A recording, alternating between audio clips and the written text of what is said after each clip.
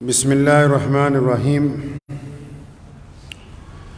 شروع اللہ کے نام سے جو بڑا مہربان اور نہایت ہی رحم کرنے والا ہے۔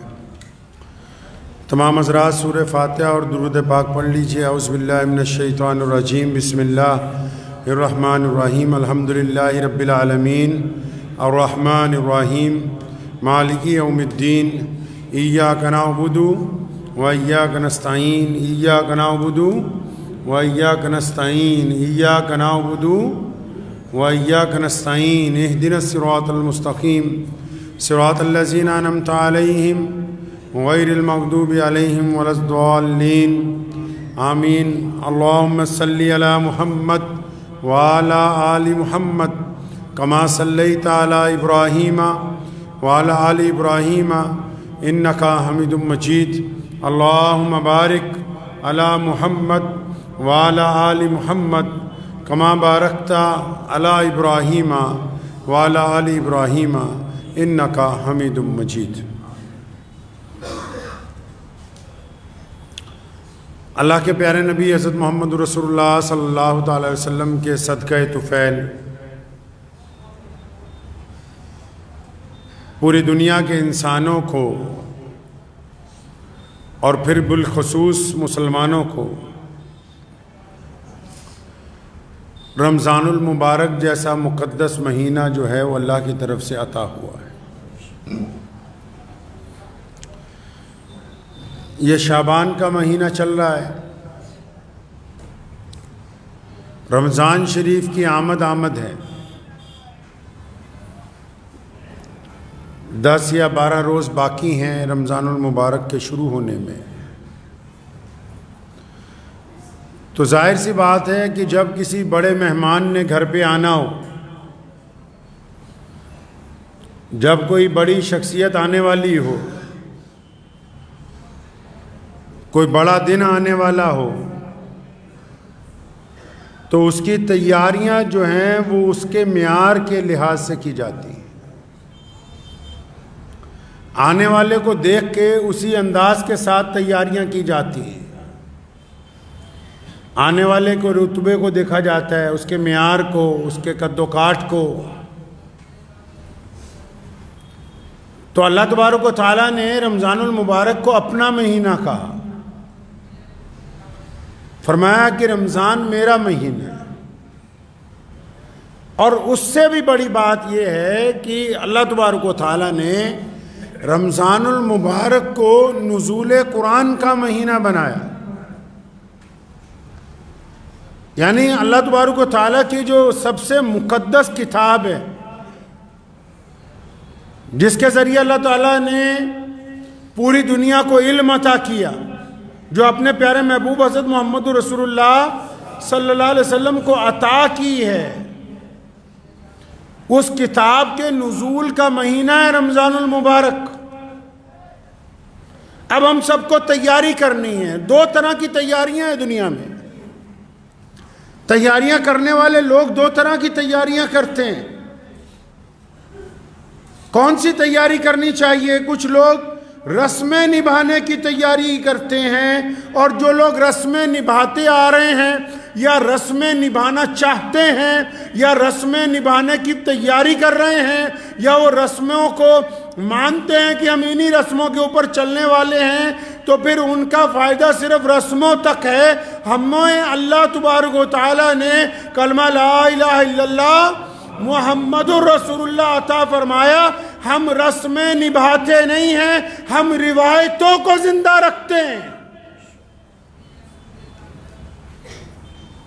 ہم رسمیں نہیں نبھاتے۔ رسموں میں تو کبھی کمی ہو جاتی ہے، کبھی پیشی ہو جاتی ہے۔ رسمیں تو کبھی بڑھ جاتی ہیں، کبھی کم ہو جاتی ہیں۔ رسمیں تو سامنے والے کو دیکھنے کے بعد اس کے مزاج کے مطابق آگے پیچھے کی جا سکتی ہیں، لیکن مسلمان جو ہیں پوری کائنات میں رسمیں نہیں نبھاتے۔ ہم رمضان المبارک میں اللہ اور اس کے رسول کی روایتوں کو قائم کرتے ہیں، اور وہ روایتیں اتنی امیر ہیں، ان روایتوں کی وراثت اتنی قیمتی ہے، ان روایتوں کے اوپر چلنا اتنا مقدس ہے کہ ہر بشر کے بس کی بات نہیں ہے۔ اور جب روایتیں نبھانی ہوں تو روایتیں تو پوری طاقت کے ساتھ نبھائی جاتی ہیں، روایتیں تو پورے جسم اور پوری روح کا زور لگا کے نبھائی جاتی ہیں۔ روایتوں کے اندر تو بندہ اپنی جان کھپا دیتا ہے، تب کہیں جا کے روایتیں عمل درآمد ہوتی ہیں۔ محمد الرسول اللہ صلی اللہ علیہ وسلم کا رمضان کیسا تھا اور ہم کس رمضان کی تیاری کر رہے ہیں، اگر ہماری روایتیں ان سے میل کھائیں گی تو پھر تو ہم بھی رمضان کی تیاری میں ہیں، اور اگر پھر صرف رسم دنیا ہے، اگر صرف رنگ و روغن ہے، اگر صرف نئے کپڑے ہیں، اور اگر صرف گھروں میں صفائی ہے، اور اگر صرف بہترین کھانوں کا انتظام ہے، اگر صرف برتن ہی خریدے جا رہے ہیں، تو پھر یہ رسمیں ہیں، یہ رسمیں ان کو مبارک ہو جو نبھا رہے ہیں۔ ان رسموں کا اللہ اور اس کے رسول کے ساتھ کوئی تعلق نہیں ہے۔ رمضان روایتوں کی بات کرتا ہے، اور بڑی امیر روایتوں کی بات کرتا ہے۔ رمضان ایسی روایتوں کی بات کرتا ہے جو دنیا کے لیے مثال بنتی۔ رمضان ایسی روایتوں کی بات کرتا ہے جو دنیا کے لیے روشنی کا مینار بنتی۔ اور رمضان کیوں نہ کرے ایسی روایتوں کی بات کہ اللہ تبارک و تعالیٰ کی مقدس کتاب جس کو ہم قرآن پاک کہتے ہیں وہ اس رمضان میں نازل ہوئی ہے۔ جب ہم قرآن کی بات کرتے ہیں تو ایسا لگتا ہے کہ ایک روشنی کا مینار نظر آ رہا ہے جو ہمیں راستہ دکھا رہا ہے، لیکن اس کے ساتھ ساتھ ان ٹھیکیداروں کو دوبارہ یاد کرواتا چلوں جو دنیا میں اب نام نہاد ٹھیکیدار بن گئے اسلام کے، جو اگر قرآن پاک کو اگر کوئی غیر مسلم کچھ کہہ دے یا کر دے تو پھر شور مچاتے ہیں، اور رمضان المبارک سے پہلے ہی 3 دن کی تراویحاں، 1 دن کی تراویح، 2 دن کی تراویح، حافظ ریل کی تلاش کرنے کے لیے تیار ہیں۔ جو اسلام کی روایتوں کو اپنی دولت کے بل پر کہ ہم تو مسجد تک چل کے جا نہیں سکتے، ہم تو اپنے گھر میں امام بلا کے یہیں پر تراویحاں کرواتے رہیں گے، کرواؤ پھر اپنے گھر کے اندر تراویحاں۔ اللہ تبارک و تعالیٰ کو ایسے لوگوں سے کچھ لینا دینا نہیں جو جان بوجھ کے اسلام کی جمعیت کو، اسلام کے اتفاق کو، مساجد کی رونقوں کو کم کرنا چاہتے ہوں۔ یہ اللہ تبارک و تعالیٰ کی رضا نہیں حاصل کر رہے، یہ قرآن پاک کی بیعت بھی کرنے کی کوشش کرتے ہیں۔ 3 دن میں قرآن سننا ہے، اچھا جی باقی کے 26 دن کہاں جانا ہے آپ نے؟ نبی علیہ السلام نے تو کہا کہ سارے رمضان میں تراویح کے اندر اللہ کا قرآن پڑھو، پورے رمضان میں اللہ تبارک و تعالیٰ کی قرآن کی تلاوت ہونی چاہیے، نمازوں میں قرآن ہونا چاہیے، وطروں میں قرآن ہونا چاہیے، چلتے پھرتے تلاوت ہونی چاہیے، مسجدیں قرآن کے ساتھ سجا دی جائیں، 24 گھنٹے قرآن پڑھنے والوں کی آوازیں آئیں، اور اس مسلح پر ان رسموں والوں کی اللہ کے نزدیک کوئی قدر و قیمت نہیں ہے۔ تم اپنی دولت کے بل پر اسلام کے اندر گنڈا گردی کرنا چاہتے ہو، تم رئیس بن گئے ہو اس لیے تم چاہتے ہو کہ ہماری کوٹھی پر تراویحاں ہو جائیں، زیادہ دولت کا غرور آ گیا ہے کہ شاید پیسے کے بل پر ہم جو کریں گے اپنے گھر میں ہی جمعہ کروا لیں۔ جن جگہ مساجد کی کمی ہے وہاں کئی جمعے اب بھی ہوتے ہیں، لیکن کچھ علاقوں میں، کچھ نئے شہروں میں جہاں انڈسٹری آئی تو کئی ترم خواہوں نے کہا جی ہم تو اپنے گھر میں ہی جمعہ کروا لیں گے، تو بس پھر وہ تمہارا ہی ہوا، جو پڑھنے والے ہیں ان کا نہیں ہوا ہے۔ مفتی کو دھوکہ دے سکتے ہو، اللہ کو دھوکہ نہیں دے سکتے۔ اپنی طرح کا مسئلہ لکھ کے، اپنی طرح کے سوال لکھ کے، اپنی مرضی کے سوال جوڑ توڑ کے، اپنا الو سیدھا کرنے کے لیے کسی دارالفتاء والوں کو تو نعوذ باللہ کہیں نہ کہیں کمی بیشی کر کے گمراہ کر سکتے ہو، لیکن وہ رب جو دلوں کا حال جانتا ہے، جس رب کے کریم رسول نے کہا اور جس حدیث کو پہلی حدیث کا درجہ دیا، جس حدیث کو امام بخاری نے سب سے پہلے لکھا، جس میں رسول اللہ نے کہا او کما قال النبی علیہ السلام انما الاعمال بالنیات، فرمایا تمہارے اعمال کا دار و مدار نیت پر ہے۔ اگر نیت صرف اپنی شہرت ہے، اگر نیت صرف اپنی انا ہے، اگر نیت صرف دوسروں کی بے عزتی ہے، اگر نیت صرف اجتماعیت کو توڑنا ہے، اگر نیت صرف اپنی ڈیڑھ اینٹ کی مسجد بنانا ہے، تو تمہاری قسمت میں صرف وہی لکھا ہے، اللہ کی رضامندی تمہارے ساتھ نہیں آنے والی ہے۔ اسی پہ ٹکے رہو۔ پھر جھوٹا قرآن کا نام لینے سے قرآن کا داعی نہیں کوئی بن سکتا۔ اپنی مرضی سے اسلام کو چلانا چاہتے ہیں کہ رمضان میں جب ہمارا دل کرے گا ہم ویسے تراویح کرا لیں گے، اپنا لب و لہجہ دستور محمد الرسول اللہ کا ہے، دین محمد الرسول اللہ کا ہے، قاعدہ محمد الرسول اللہ کا ہے، عمل محمد الرسول اللہ کا ہے، اور یہ قرآن محمد الرسول اللہ کا ہے۔ کوئی کتنے سے کتنا بڑا مائی کا لال کیوں نہ آ جائے، رسول اللہ کے طریقے کو تبدیل نہیں کر سکتا ہے۔ تو جن کو اور بھی شوق ہے لدھیانہ جیسے شہر میں یا کئی انڈسٹریل شہر ہیں کہ نہیں جی ہم تو قریب میں ہی سن لیں گے، حضرت عبداللہ ابن مختوم رضی اللہ تعالیٰ عنہ نابینا صحابی، آنکھوں سے نظر نہیں آتا،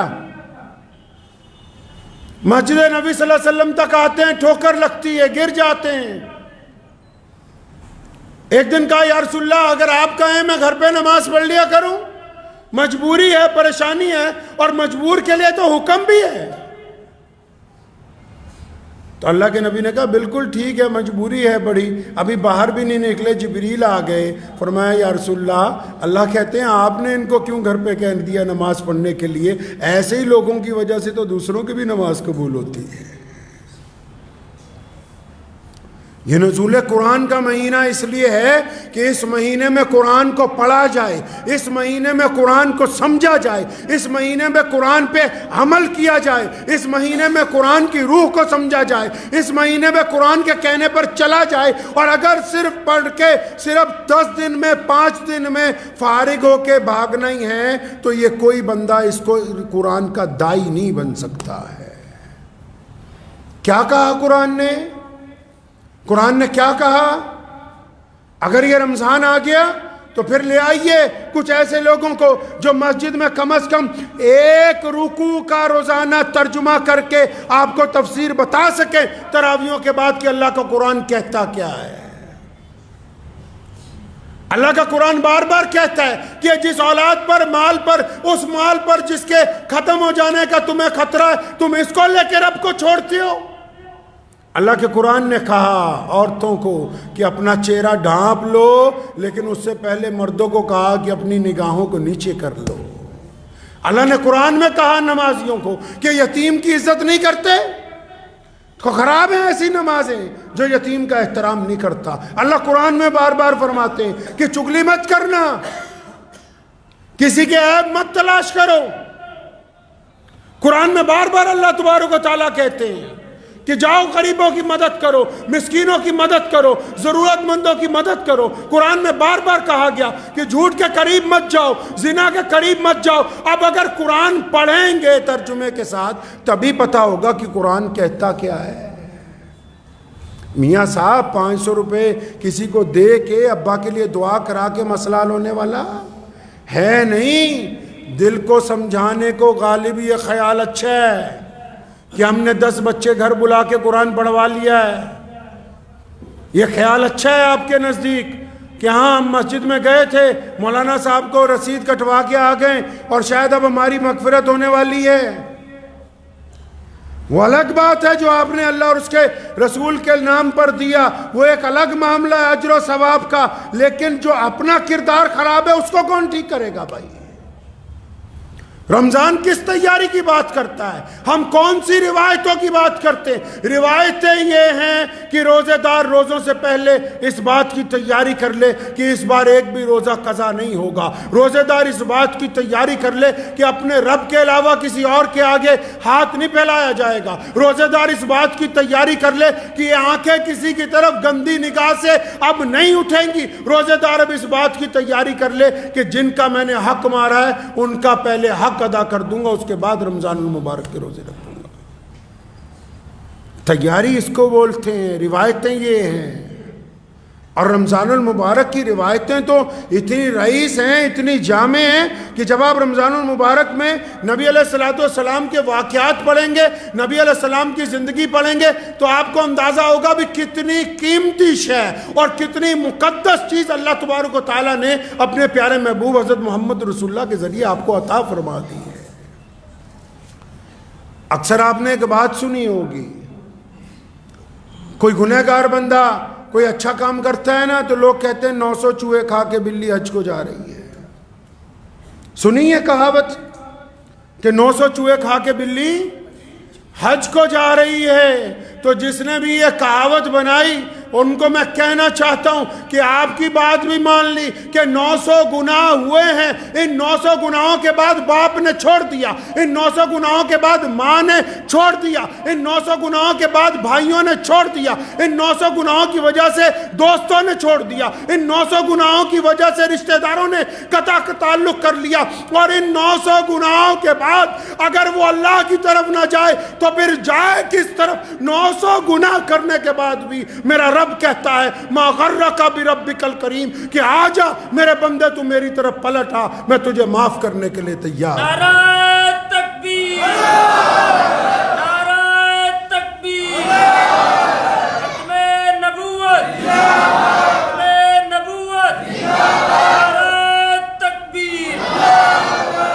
تو ذہن نشین کر لیجئے اس بات کو کہ ہم نے رسم نہیں نبھانی اس مرتبہ، ہم اپنے کردار سے روایتیں نبھائیں گے، ہم رمضان میں مظلوموں کی مدد کریں گے، ہم اپنے منہ میں لقمہ ڈالنے سے پہلے غریب کا خیال رکھیں گے، ہم وقت پر پابندی سے نماز پڑھیں گے، اور جو تجارت کرتے ہیں قرآن کی رمضان کے اندر اور جو مذاق اڑانا چاہتے ہیں، چاہے وہ کوئی متولی ہو، چاہے وہ کسی مسجد کا پردھان ہو، چاہے کسی بڑی سوسائٹی کا ذمہ دار ہو، چاہے وہ اپنے گھر کی چھت پہ تراویحیں کرانے والا ہو، ایسے جتنے غنڈے ہیں ان کے پیچھے نماز پڑھنا اور وہاں جا کے اپنے رمضان کی تراویحوں کو خراب کرنا، اس بات کو طے کر لیجئے کہ جو بھی قریب کی مسجد ہوگی وقت نکال کے اس مسجد کی زینت بنیں گے، تاکہ یہ مسجد بھی کل کو کہہ سکے قیامت والے دن کی عبد الرحمن رمضان کی تراویحیں میری زمین پر پڑھتا تھا۔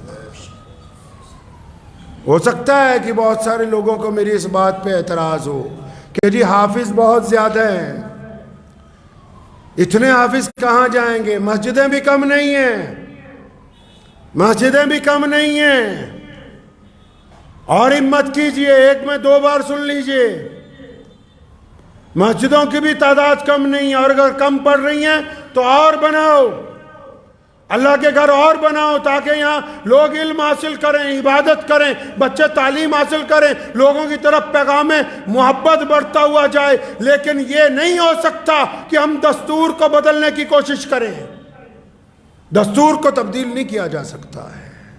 یہ اسلام کی یہی تو بات ہے۔ پوری دنیا میں اب تک جتنے دستور بنے، بڑی بڑی حکومتیں بنی، جو نئی حکومت آئی اس نے پچھلے والے کا دستور بدل دیا، جو نیا بندہ تخت پر بیٹھا اس نے پہلے والوں کا دستور بدل دیا۔ یہ محمد رسول اللہ کا دین ہے اور اس پر رسول اللہ نے مہر لگا دی، سونے محمد صلی اللہ علیہ وسلم نے مہر لگا دی، کمپلیٹ کر دیا، مکمل۔ اب کسی کی تعویلیں اس کو تبدیل نہیں کر سکتی، اور بلندی سربلندی ہے ہی ان لوگوں کے لیے جو اللہ اور اس کے رسول کی اطاعت کرتے ہیں، عزتیں انہی کے لیے ہیں جو اللہ اور اس کے رسول کا کہنا مانتے ہیں۔ تو تیار ہو جائیں، اس رمضان میں کریں گے انشاءاللہ، روایتوں پہ عمل کریں گے انشاءاللہ، رسمیں نہیں نبھانی ہم نے انشاءاللہ، ہم روایتیں نبھائیں گے، اور وہ روایتیں جو رسول اللہ صلی اللہ علیہ وسلم نے رمضان میں نبھائی ہیں، اس کے متعلق انشاءاللہ تعالی رمضان کے جمعوں میں آپ کے ساتھ ذکر ہوگا۔ دعا کیجئے اللہ تعالیٰ مجھے بھی اور آپ سب کو اس پہ عمل کی توفیق عطا فرمائے۔ وآخر دعوانا ان الحمدللہ رب العالمین۔